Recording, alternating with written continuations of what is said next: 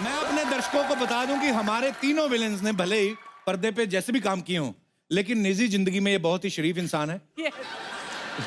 ये कभी बैंक में लोन नहीं नहीं मैं पाजी पहले ही लोग डर के मारे एक दूसरे का हाथ पकड़ के बैठे बीवियों का, और आप और डरा रहे हो। तो ये बहुत ही शरीफ इंसान है, इनको बैंक लोन भी देता है, और अगर पड़ोसन इनके घर चीनी मांगने आए तो बकायदा चाय पत्ती देके उसको सुरक्षित वापस भी भेजते हैं। तो इसलिए जिन्होंने डर के मारे अपनी बीवियों के गर्लफ्रेंड्स के हाथ पकड़े हुए हैं वो हाथ छोड़ के तालियां बजा सकते हैं। सर आइए यहाँ पे विराजमान हो जाइए प्लीज।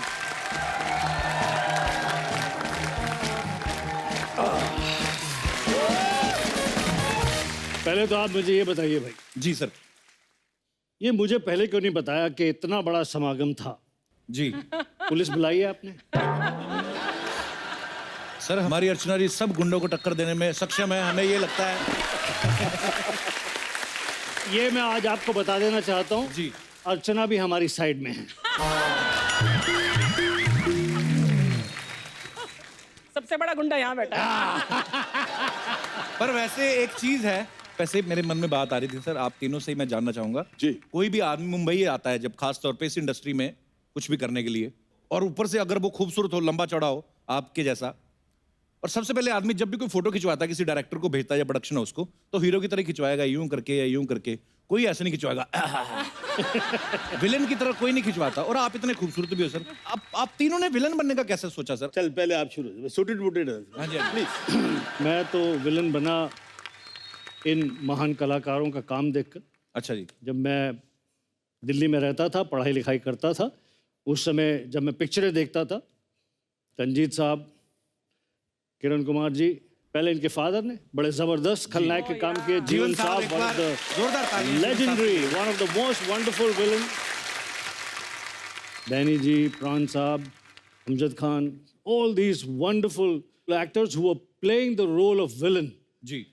एंड इतना बढ़िया और इतना इफेक्टिव, क्योंकि जैसे आपने शुरू में बड़ी अच्छी बात कही कि अगर हीरो की अच्छाई को, उसकी हीरोइज्म को अच्छी तरह से हाईलाइट करना है तो खलनायक जबरदस्त होना चाहिए।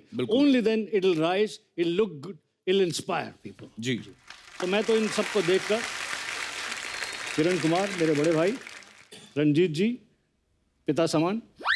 पाजी आप इतने बड़े हो गए। लग रहा है बेचारा। थोड़ा ज्यादा बोल दिया। जीते रहो बेटा। क्या इसने बड़ी तारीफ कर दी जी। वो एक्टिंग कोई एक्टिंग नहीं आती यार। हम तो आते थे, लड़की का साड़ी पकड़ी, दुपट्टा पकड़ा है।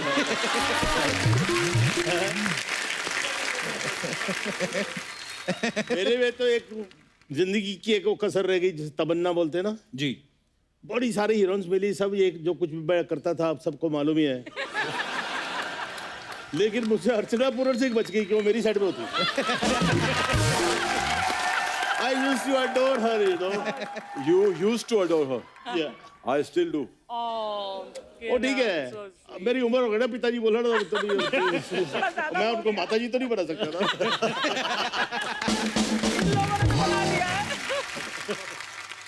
तो किरण सर फिर आपके दिमाग में कब आया? सलीम साहब जो हैं जी। वो मेरी जिंदगी में हमेशा एक फरिश्ता की तरह रहे जी। तो मैं हमेशा उनसे मिलता था और मैं कहता सलीम साहब कुछ होगा मेरे लिए तो मुझे बताना। बोले किरण विलन करेगा? मैंने सर बिल्कुल करूंगा, इसीलिए तो मैं आपके पास आया हूँ। तो बोला मैंने कास्टिंग कर ली है, लेकिन फिर भी मेरी एक फिल्म है फलक, उसके अंदर एक ज्यादा मेन विलन नहीं है लेकिन एक अच्छा खासा विलन का रोल है। Will you do it? I said sir 101% I will do it. आप बोलो तो मैं हमेशा करूंगा जी। तो मैंने फलक की। उसके बाद सर गुड्डू साहब की फिल्म आई खुदगर्ज। ओके। फिर उसके बाद सर तेजाब आई। फिर धीरे धीरे काम मिलना शुरू हो गया sir as a villain. And ये तो नहीं कहूंगा कि मैं उस ऊंचाई तक पहुंच गया, लेकिन हाँ I was one of the villains, one of the खलनायक्स अराउंड द सिनेमा। जब मैंने विलन बनने का सोचा तो उस वक्त प्राण अंकल, अमरीश जी तो थे, लेकिन उस दौर का राज जो था ना वो गोली साहब के हाथ में था। वाह। पाजी गोली क्यों बोलते हैं आपको? मेरा नाम एक्चुअली गोपाल है। इतना धार्मिक नाम आपका? हाँ वाकई ना धार्मिक। मुझे बटन का टेस्ट मालूम नहीं है। I'm a staunch vegetarian। तो अभी ये थोड़ी है कि विलन बनना है तो खाना पीना भी शुरू करेगा। I don't smoke, so that's part of the job। क्या बात है यार। तो मेरा नाम गोपाल था, मैं दिल्ली में था, तो आई वाज अ फुटबॉलर, तो I was the youngest player who played Durand cup, you know, in those days. तो मैं गोलकीपर था उन दिनों में, अच्छा जी। तो गोली वहाँ से गोपाल से गोली हो गई। And when I came to Bombay, तो दत्त साहब ने एक दिन बोला यार ये 2-3 गोपाल है इंडस्ट्री में, वी गोपाल, एक गोपाल सहगल, तुम अपना नाम चेंज कर लो, भाई आप ही रख दो। तो ये आस्क कौन से लेटर से?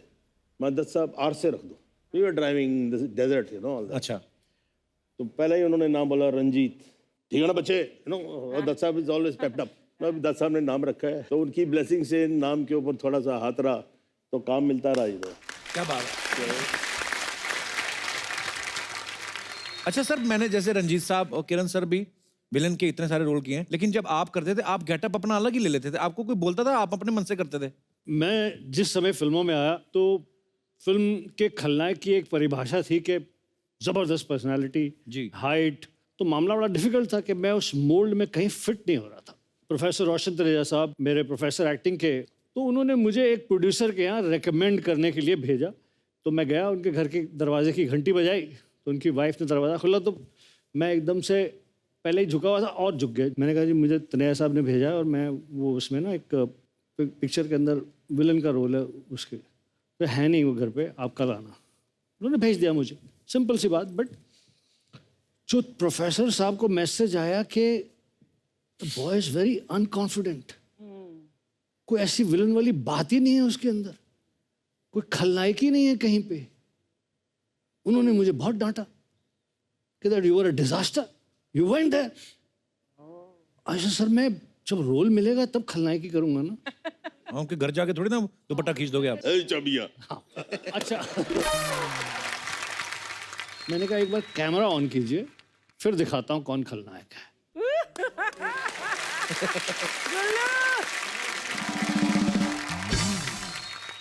अच्छा, आपको पता है रंजीत साहब से पहले ना कभी किसी विलन की फोटो जो है वो पोस्टर पे नहीं होती थी। रंजीत साहब आपसे शुरुआत हुई हो, क्या बात है एक्चुअली। पर जब आपने पहली बार अपना पोस्टर देखा था तो आपको क्या कैसा लगा था रंजीत साहब? कपिल, फ्रैंकली स्पीकिंग, मैं कभी अपनी लाइफ में एक्साइट नहीं हुआ, यू नो। अच्छा। I have done more than 500 films, वाह। मैंने 10-15 देखी होंगी, और बाकी मेरे जो काम थे जो आपने देखे इतना मुश्किल होते नहीं थे, आते ही ए छमिया। तो हिरण को जब पकड़ते तो काटती थी ना छुड़ाने के लिए, तो हम लोग, अच्छा विलन को एक बहुत फायदा होता है ना, डायलॉग भूल जाता है तो हंसना शुरू कर देता है। तो उसका एडवांटेज होता था, वो जैसे काटी छोड़ कुत्ते कमीने छोड़ दे मुझे, है तो मैंने काटो जाने मन, जितना काटोगी मेरे करीब आओगी, दूर से तो काट ही नहीं सकती और काटो कभी नहीं। फिर उसको पकड़ा, ऐसा मजाक में होता था बड़ा, फिर उसके बाद थोड़ा रफल भी होते थे, तो जाके डार्लिंग कुछ हुआ तो नहीं। मैं बोलने वाली थी, यू नो, जब भी कोई ऐसे सीन्स होते थे जहाँ पर हीरोइन को मैन हैंडल करते थे, लेकिन the artist like all three of you और भी इसका है, नहीं मेरे को मालूम। बट इतने स्वीटली उसके बाद जैसे शॉट काटा, अच्छी ओके लगी तो नहीं, द काइंड ऑफ रिस्पेक्ट और लव जो ऑन सेट होता है, उससे ये सीन शूट करना इतना अच्छा और आसान हो जाता है हीरोइन के लिए।